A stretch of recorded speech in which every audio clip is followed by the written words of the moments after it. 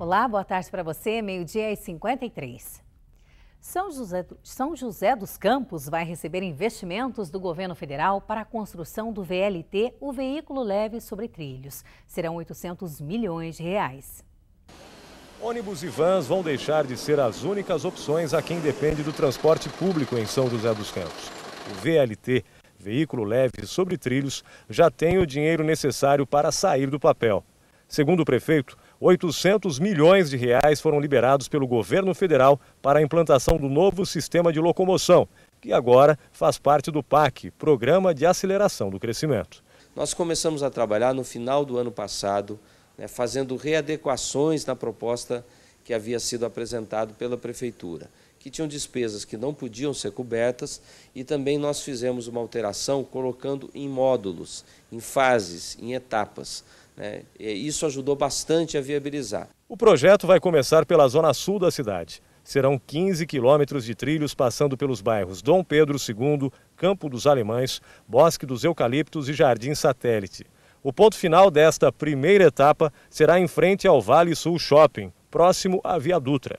Segundo estudos da Prefeitura, somente na região sul de São José dos Campos, o transporte coletivo responde por mais de 186 mil deslocamentos diários.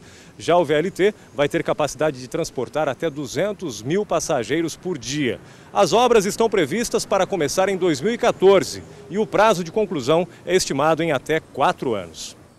Os vagões terão cerca de 400 lugares e velocidade máxima de 80 km por hora. Será uma espécie de metrô de superfície. Pode até melhorar, né?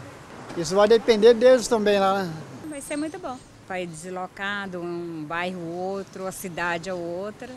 Depois da Zona Sul, a meta do governo é interligar o VLT ao centro e à região leste da cidade. Serão ao todo 8 linhas com um percurso total de 94 quilômetros de extensão.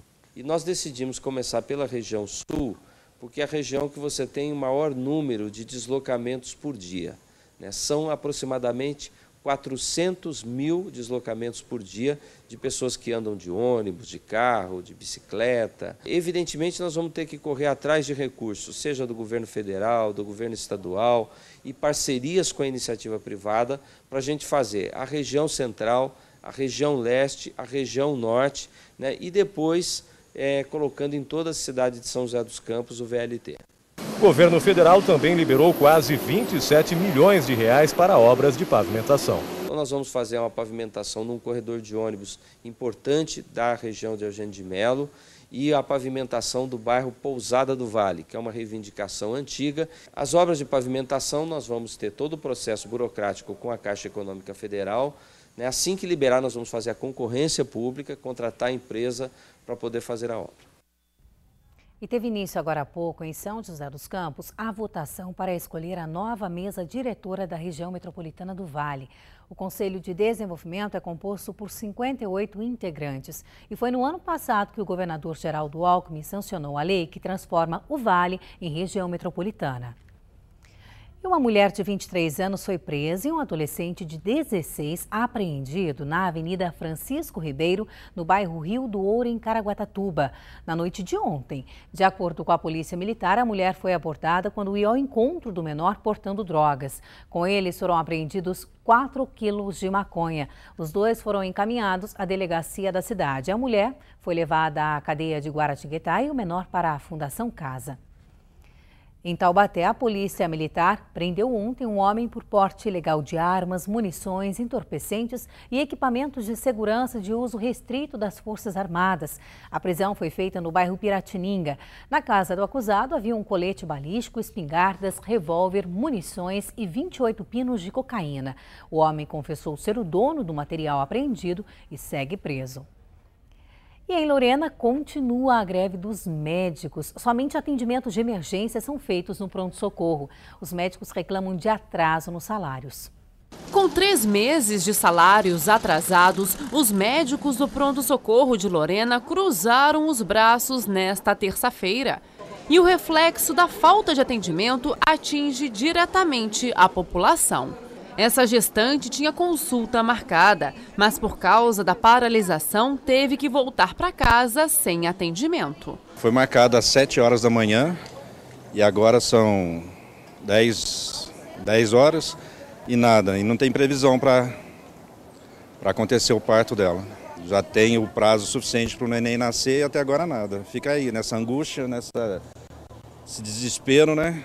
Segundo a OSSE, antiga empresa que administrava o pronto-socorro de Lorena, os médicos não receberam os salários porque a prefeitura não repassou a verba.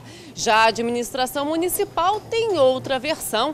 Foram depositados na conta da OSSE mais de 6 milhões de reais referente aos contratos de agosto a dezembro do ano passado. A prefeitura cancelou o contrato com a OSSE em janeiro deste ano, depois de ter apurado irregularidades entre a empresa e a classe médica. Que o contrato dela começou em 1º de agosto e terminou em 31 de dezembro, e o contrato, o valor era de 5 milhões e 700, e eles receberam mais de 6 milhões e 300. E eles não conseguem provar, através dos procedimentos, por que esse aumento de recebimento. O outro também, que esse contrato foi aditivado para janeiro a julho de 2013 no valor de 9 milhões 350. E, quando descobrimos isso, fizemos a interrupção por causa de todos esses motivos, de faltas de procedimentos, de falta de condição legal de manter esse contrato. Em fevereiro, a administração do pronto-socorro ficou a cargo da Santa Casa de Lorena. O provedor vai contratar novos médicos para que o atendimento no pronto-socorro seja normalizado o quanto antes. Estamos no mercado buscando novos profissionais para poder atender urgência e emergência. Aproveitando aqui e pedir para a população que tem procurar os PSFs e só procurar o pronto-socorro, aqueles casos de urgência e emergência, que é a finalidade do pronto-socorro. Nesse período de greve, consultas eletivas e atendimento ambulatorial estão suspensos por tempo indeterminado. Esse casal procurou ajuda no pronto-socorro porque o filho recém-nascido teve uma infecção intestinal. Sem atendimento médico, Rodrigo terá que pagar por uma consulta particular. Paga imposto, anda tudo certinho, e chega na hora que você precisa de uma emergência, não tem como ser atendido, não tem nada, não tem médico nenhum, entendeu? Então é uma situação muito horrível, você se sente, sei lá embaixo. Bom, no próximo bloco do Banho de Cidade, os estragos causados pela chuva em Guaratinguetá e Tremembé. A gente volta já, 1h01.